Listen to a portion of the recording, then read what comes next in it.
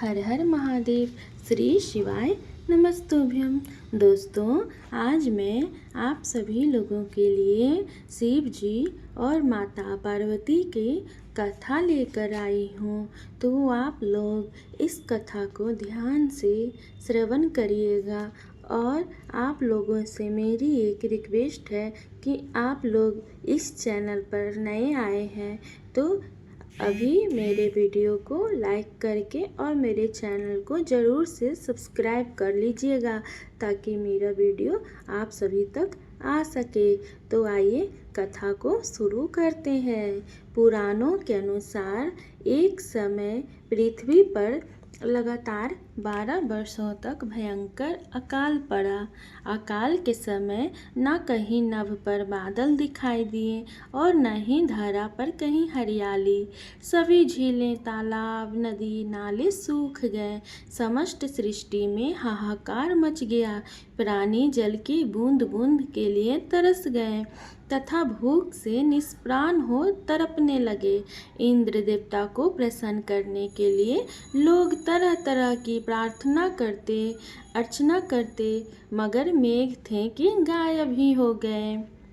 किसान अपनी सोने जैसी धरती के बंजर हो जाने के भय से हर समय प्रार्थना में और पूजा में लीन रहते। अपने प्रकाश जैसे अग्नि को धरती पर डाल रहे थे। उससे समस्त जीव जंतु अकाल मृत्यु को प्राप्त होने लगे।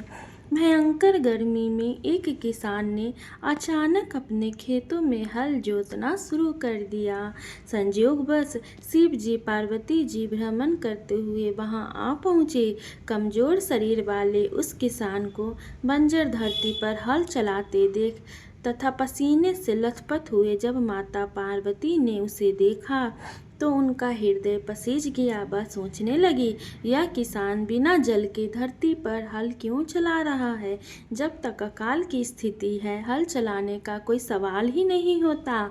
इसी सोच में डूबी माता पार्वती से शिव जी बोले, पार्वती क्या सोच रही हो?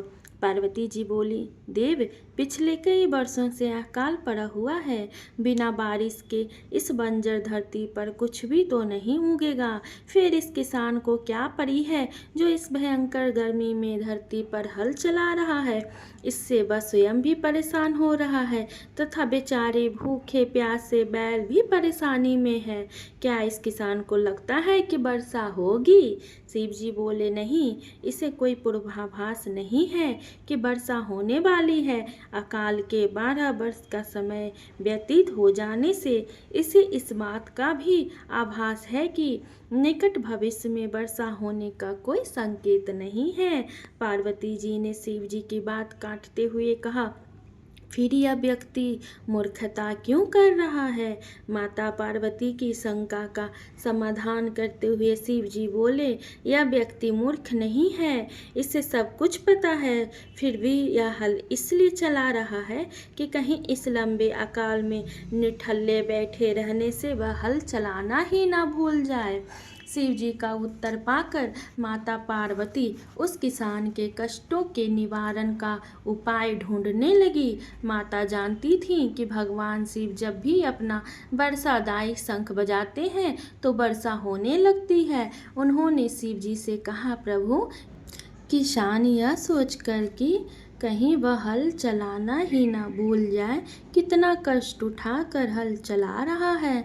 लेकिन आपने भी तो इतने वर्षों से अपना वर्षादायी शंख नहीं बजाया है। कहीं ऐसा ना हो कि आप भी शंख बजाना भूल जाए। नहीं पार्वती, शिव जी बोलते हैं, ऐसा कैसे हो सकता है? शिव जी झपट कर बोलते हैं, मैं शंख बजाना कैसे भूल सकता हूँ भला? पार्वती जी भी झट से बोलती हैं, ऐसा क्यों नहीं हो सकता स्वामी? इतने वर्षों से आपने शंख नहीं बजाया, ऐसे में हो सकता है कि आप शंख बजाना ही भूल गए हों।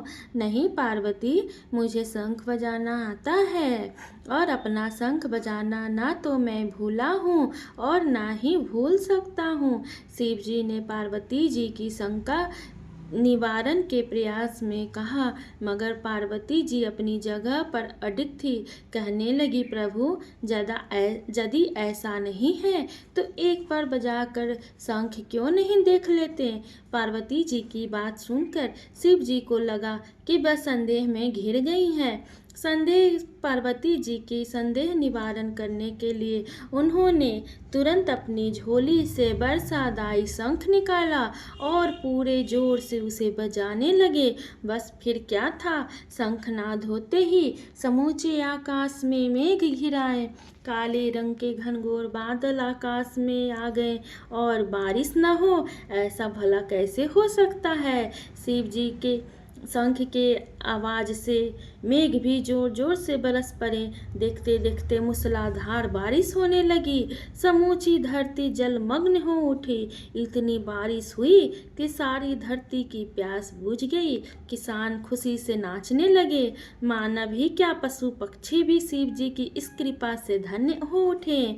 माता पार्वती इस समूचे संसार की प्रसन्नता से गदगद हो गई। माता पार्वती शिव जी से मुस्कुराते हुए बोलती हैं, स्वामी आप तो सचमुच के भोले जो लोग शिव जी और माता पार्वती की कथा को सुन रहे हैं अथवा सुना रहे हैं, माता पार्वती और भोलेनाथ उन पर हमेशा अपनी कृपा दृष्टि बनाए रखें और उन कामना को पूर्ण करें। हर हर महादेव। श्री शिवाय नमस्तुभ्यम।